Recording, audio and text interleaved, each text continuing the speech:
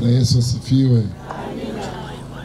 Kwa majina naitwa Shigongo Eric James, ni mbunge wa jimbo la hili la Buchosa. Nilipata taarifa za msiba huu jana na nikaona ni vyema nihudhurie mazishi haya.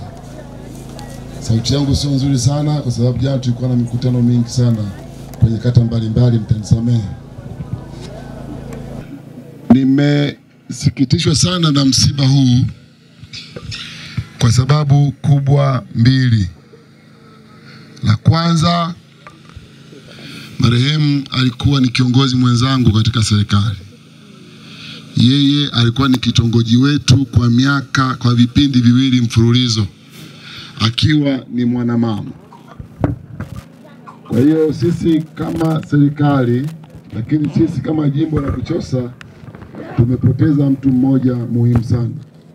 Natoa pole sana kwa serikali, kwa chama, kwa kata hii, lakini natoa pole sana kwa familia. Najua mlihangaika sana kumuuguza marehemu.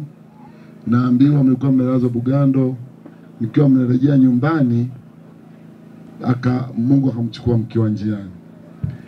Kwa nawapeni pole sana, lakini pia nawapeni matumaini ya kwamba msisikitike kupitiliza, kwa sababu huko mbinguni leo hakuna huzuni. Wakati sisi hapa tunahuzunika, mbinguni kuna furaha kwamba mtoto amerejea nyumbani. Kwa hiyo tujifunze somo tu la mauti ya kwamba sisi sote tutakufa. Hata mimi ninayeongea hapa iko siku nitakufa. Lakini katika huu muda ambao Mungu ameniwekea huku mbele niishi, natakiwa niishi ya kumpenda Mungu, na nikaweze kuwa mfano kwa watu wanaonizunguka. Nikawe mtu mwema kwa watu wanaoishi nao, ili siku nikiondoka watu waweze kukumbuka mema yangu. Leo watu wengi sana wamekusanyika hapa, mamia ya watu. Hii inaonyesha marehemu alikuwa akiishi vizuri sana na wananchi wenzake. Kwa hiyo naomba Mungu aipokee roho yake na kumpumzisha. Jambo la pili, nimehuzunika kwa sababu nimejifunza kwamba hata mimi muda wangu wa kuishi sio mrefu. Nikiwa nimekaa pale nilikuwa nasoma msalaba, Mheshimiwa Padri, nikagundua kwamba marehemu namzidi siku 5 tu. Yaani yeye alizaliwa tarehe 5 mwezi wa 8 mwaka 69, mimi nimezaliwa tarehe 10 mwezi wa 8 mwaka 69.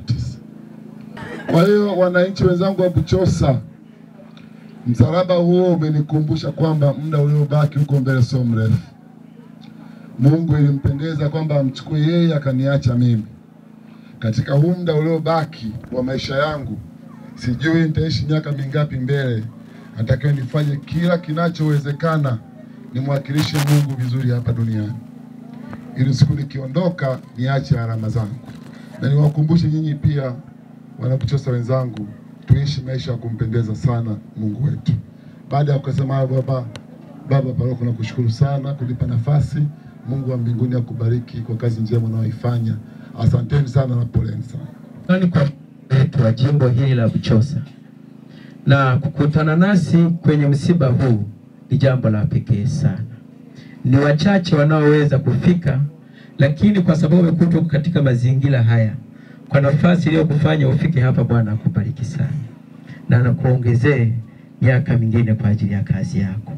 Mheshimiwa diwani, mwenyekiti wa kijiji, pamoja na viongozi wote kwa ujumla, barikiweni kwa kuacha shughuli zenu kuja kukutana pamoja nasi hapa.